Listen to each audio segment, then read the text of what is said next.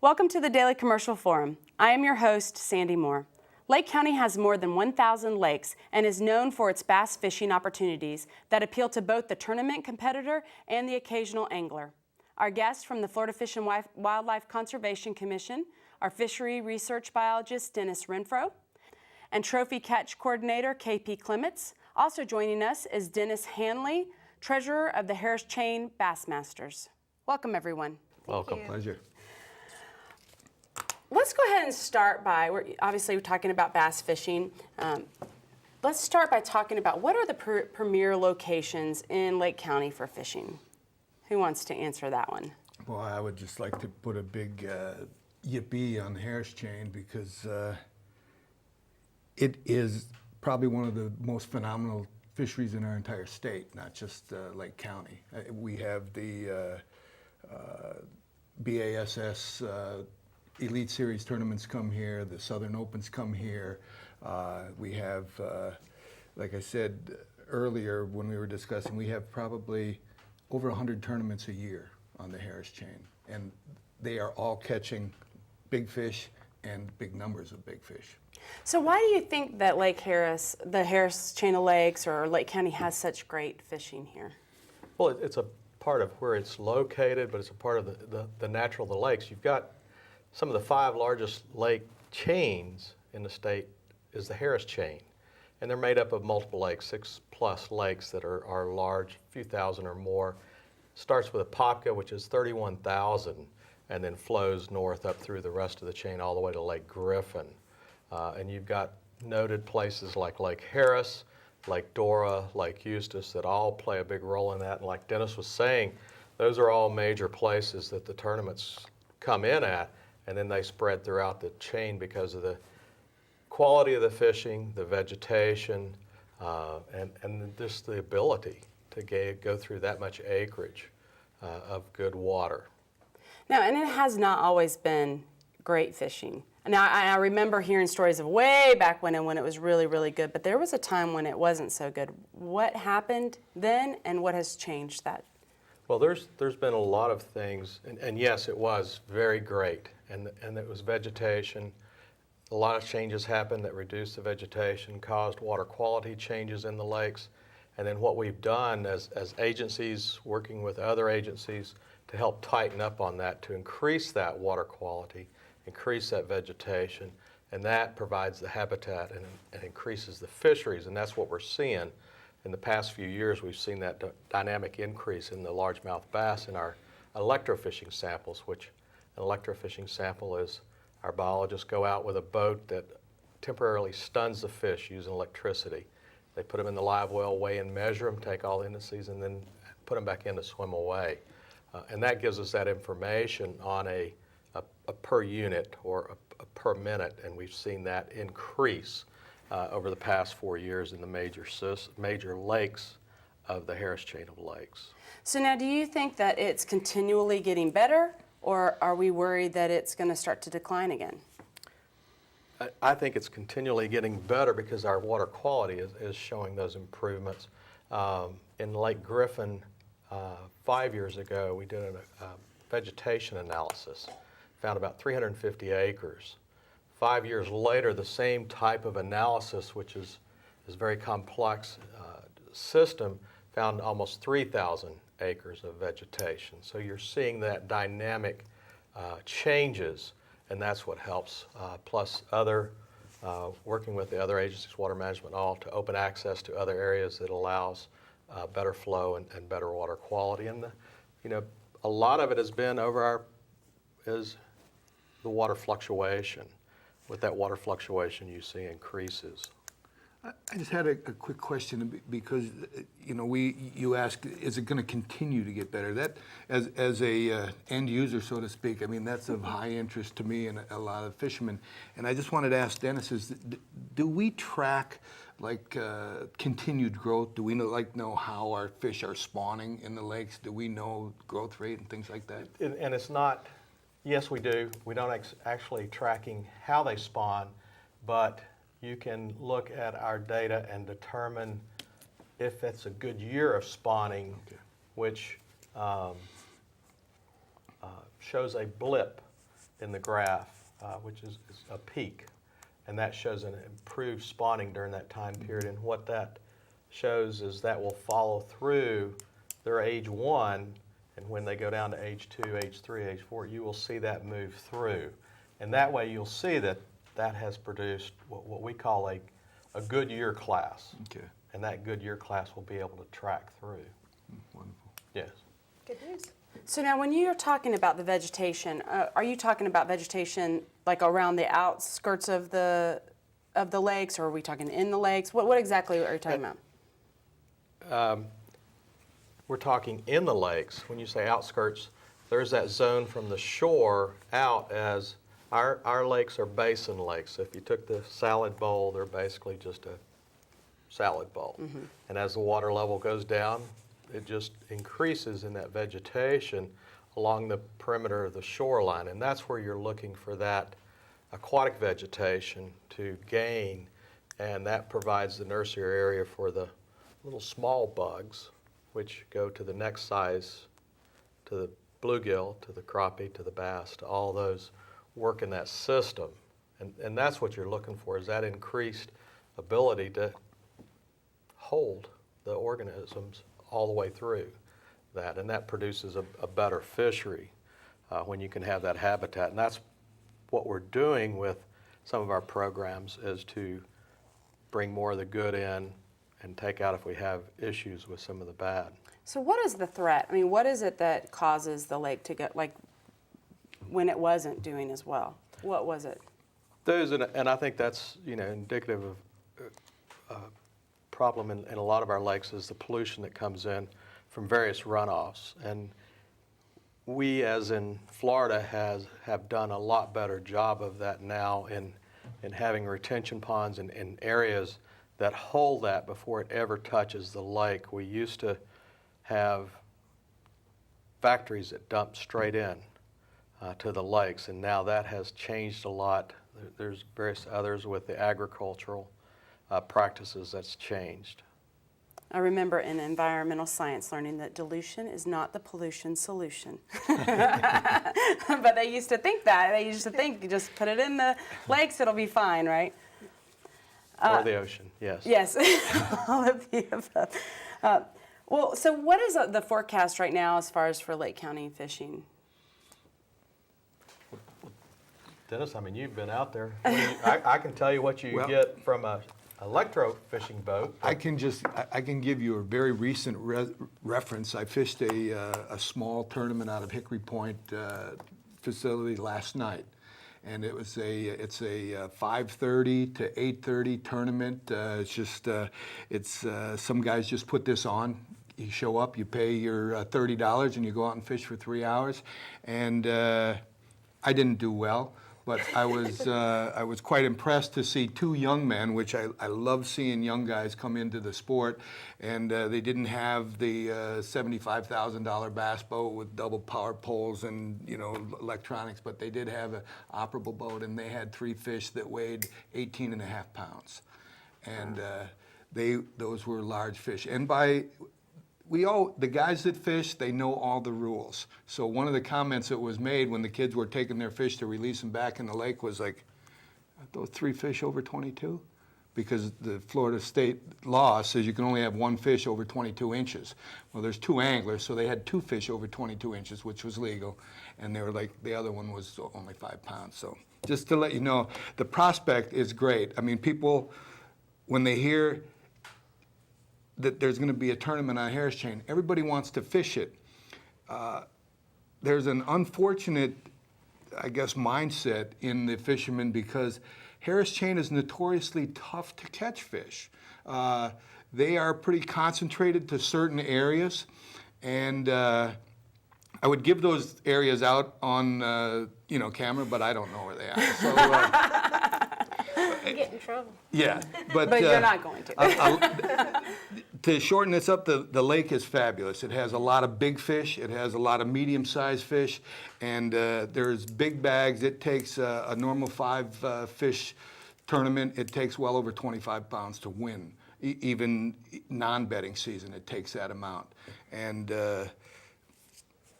Well, and I was talking to a coworker who was out doing creel surveys over the last 4 months, and on Johns Lake, they had over 800 bass reported trophy size. That's 8 pounds and bigger. So that's just an indication that they're out there. And catching them, that's the hard part.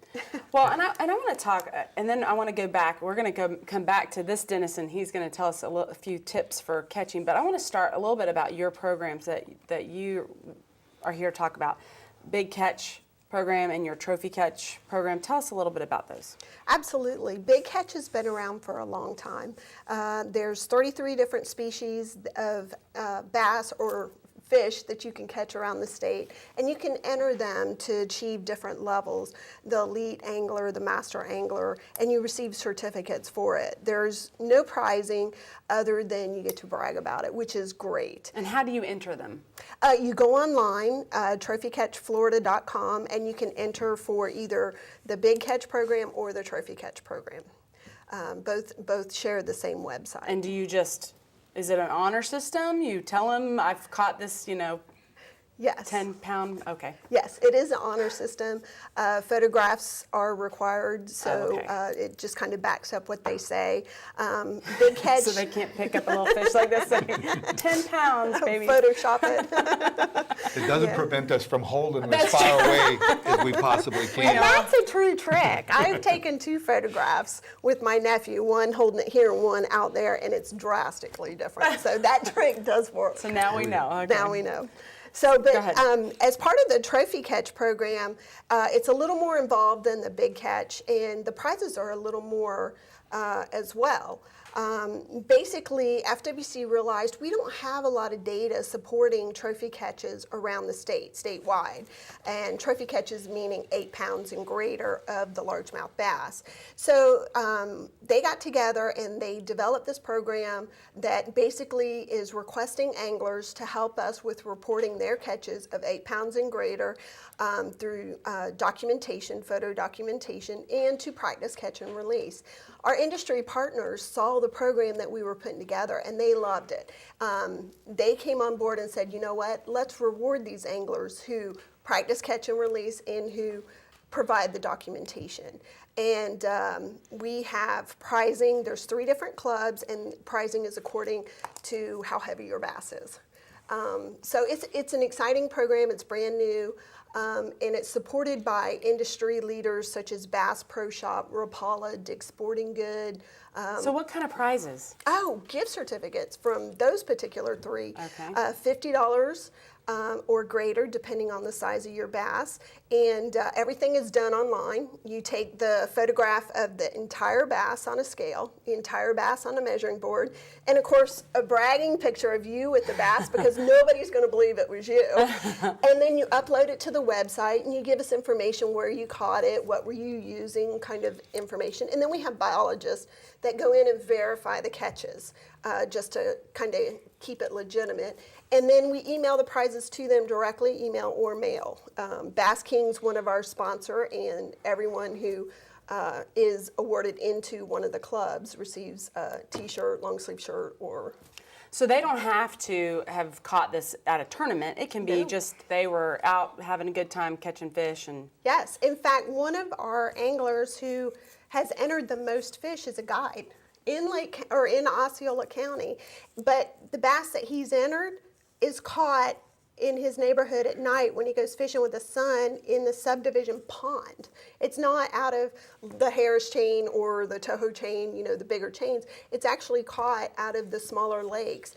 And so when they were developing this program, any of the waterways in the state of Florida that are open to the public are eligible waterways. And is there an age limit? Nope. As to- You So- can hold a rod, you can fish. I like that. Now, what is the state record for a fish right now? For It's like a bass? 17 pounds, 27 ounces. Very good. And so like if I caught one 18 pounds, I just have to call in and say, I win.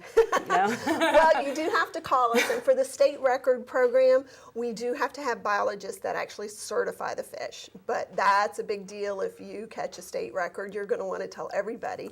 And having a biologist weighing it in and certifying it, So do you have to that keep it- gives us the ammunition to get out and promote. So you have to keep it alive long Yes. enough for the them? Well, the state record does not have to be alive, but for trophy catch, it does. Okay. But we've set up around the state stations that KP can call. We each have everything packaged in a to-go kit. So we can come to you as immediate as possible with one of our staff. To With verify. the scales, with everything that they would need, and a biologist that would say, that is a largemouth bass. 18 pounds, baby. Yes. Wow, wouldn't that be nice? Those things are monsters. though. Yeah. I mean, they're huge. Yeah. Now, and you mentioned the catch and release. What is it about that that's so important? Well, the Florida Stren is famous.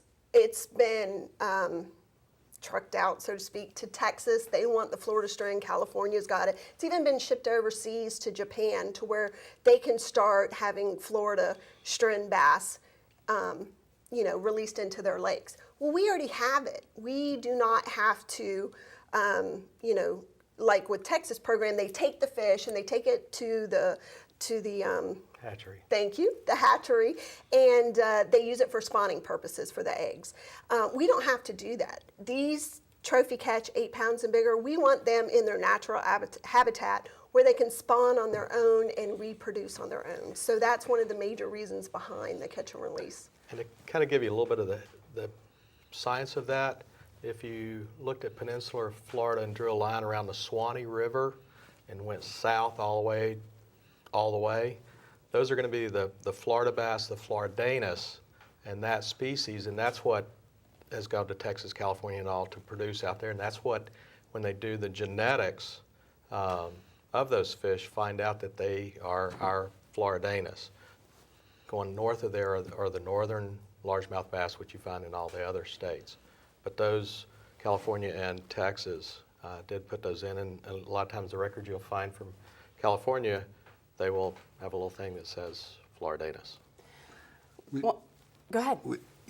We love the big Florida bass. We just would like to have the northern attitude because the Florida bass are very finicky. They will eat when they feel like it, and they will eat what they feel like it when they feel like it. Where northern bass, sometimes they will just because they're mean. Florida bass get big because they eat when they feel like it, and they don't get caught all that much. Well, that's the challenge of fishing. All right, that's it. That's it. Well, and we like them big. Yeah. I prefer to go catching, actually, than Yeah, to go me We fishing. all do that. Now, we've talked, obviously, about the different trophy catch and the big catch. How do we do this? Tell us some tips on fishing. Well, What kind of bait, for example, for bass fishing? if you're, you can catch a. I love telling my kids, that when they come down to Florida, you can catch a bass on a cricket. You can catch them on a $25 bait that you bought from Yozuri or someone, and you can catch them on anything in between. So to catch a bass, really all you need is a hook, line, and sinker with some kind of bait. And if a bass is near, you have a good chance of getting one. If you're a competitive angler, you're probably going to up your game, and you're going to get hooked in the area of $50,000 bass boats and $300 to $1,000 rod and reel outfits that give you the greatest opportunity to sense a bite. And for all the anglers out there that, when I first started, I thought, you know what, man, this pole for $29.95, this thing works perfectly. I can catch as many. But then as I progressed a little bit to where I started going like, man, you caught one? What are you using? I said, oh, you didn't feel it? Oh, wait a minute, let me feel. Oh, man, your pole weighs like a quarter of what mine weighed. So when you're saying when you feel it, is that when they first, the bite on the line? And to give you a little bit of the kind of the technical, as the fish goes open, it creates a suction. And what Dennis is talking about is the better your rods, the more you're going to feel The that. sensitivity. Before this, you're going to feel that movement. But you don't want to pull it yet, Right. because otherwise you lose the exactly. fish anyway, right? No, you want to let them have it. But I learned to bass fish in South Florida, and I grew up in Michigan, and I fished all the time. But When I started fishing in South Florida in the Everglades canals down, we're using a sinker almost as big as that ring. And I had a hard time convincing myself that bass is eating that sinker.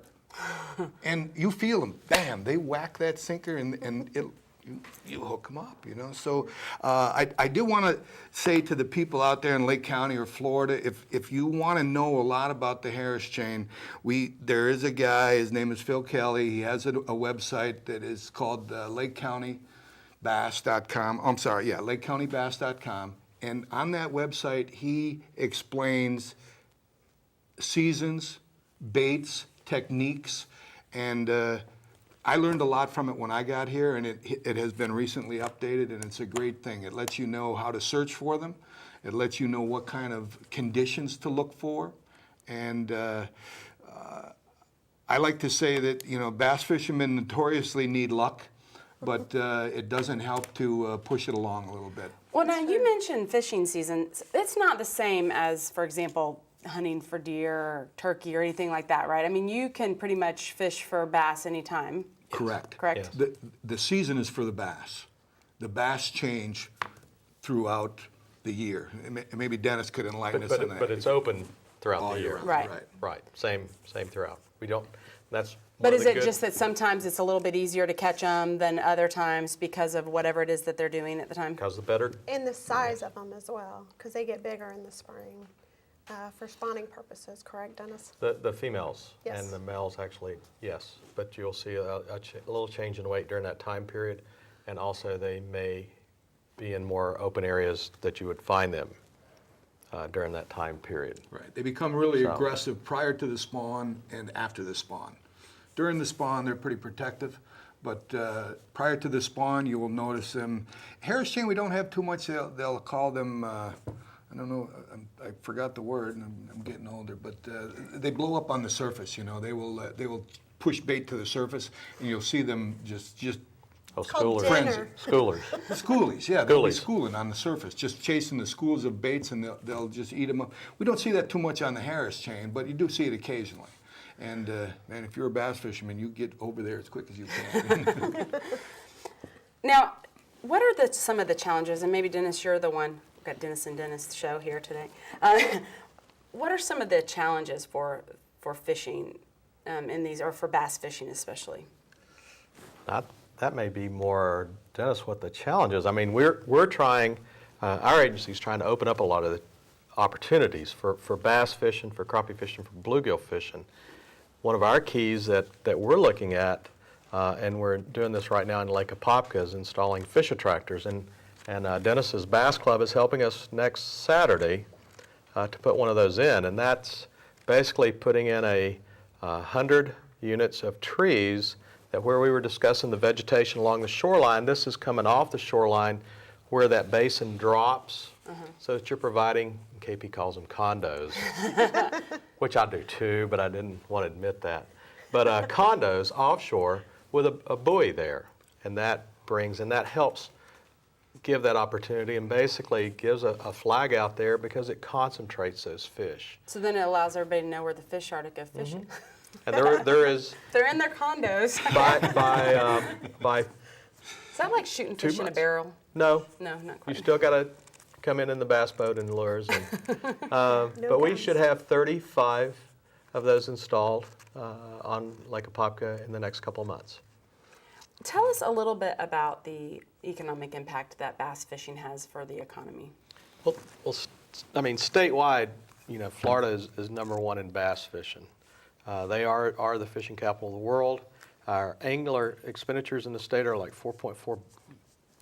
4.4 billion for fishing. That's part of the reason that we're in that. Freshwater, you know, one of the highlights of freshwater is you know, there's 24.4 million days are spent in freshwater fishing. A lot of that is people bass fishing in those freshwater areas throughout the state. I mean, we're very blessed in Florida. You go to many of the other states and you have this reservoir, this reservoir, this reservoir. We have over 1,300 lakes in Lake County, and the dominant is the Harris chain of lakes. So, and I think KP had pulled together some of that economics for our local Yes, absolutely. In Lake County, where fishing licenses are sold, you know, in the brick and mortar locations, they had sold a little over 12,430, give or take, fishing licenses that were sold. But the majority of the fishing licenses are actually sold through the internet and through the 800 number, just because it's easier. You know, you can pick up the phone and call, and they give you a confirmation number, and you have your fishing license. So. Well, and I know you had mentioned, Dennis, about all these tournaments that we have. Right. And what I mean, and we know that when people are coming to this county to fish, they're not just coming and fishing and that's it. What, you know, they're also. It's not, yeah, it's not cheap to fish. You know, I don't want to give people the wrong impression. I mean, it's inexpensive to fish in Florida, to buy a fishing license and go out and have some fun catching fish.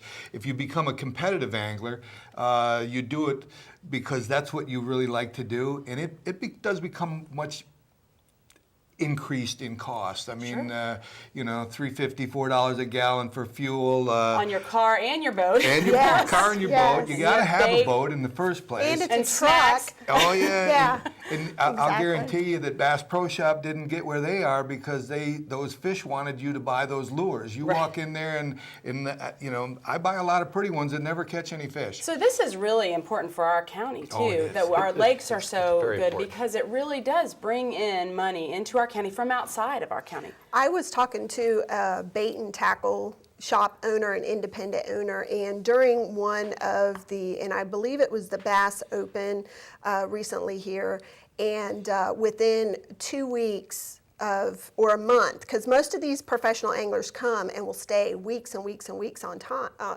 length of time, and they're buying gas and such. But this guy owned a bait and tackle store, and he would order in bait constantly because somebody would come in and they would have a specific kind or color or smell or whatever, and so they would request it, and he would bring in a whole box of it. That angler would come back and buy the whole box because he didn't want anybody else to do it, to use that bait or Right. whatever. And he said within a couple of weeks he made $30,000 in revenue on top of his normal sales, and that's just from one tournament And in you one have- place. Sorry. That's all right. You have to think, you know, past that, the people that came into the tournament, 100 people, all the production crews, all of that, they're on a broadcast like we are here nationally, and there's thousands and thousands of people that are watching that, pinpointing that the Harris Chain Lakes is showing big fish, right. And they're coming next week,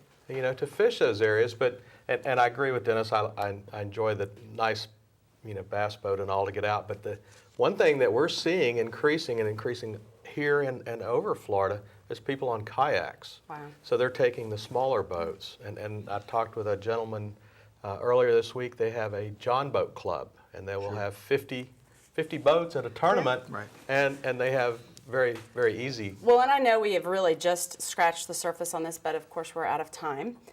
I do want to, if you have a website that they could get additional information on Florida fishing. MyFWC.com will take them to everything they would like to see on fishing and on Florida. Well, thank you very much for being here today. Thank you. Pleasure. Thank you.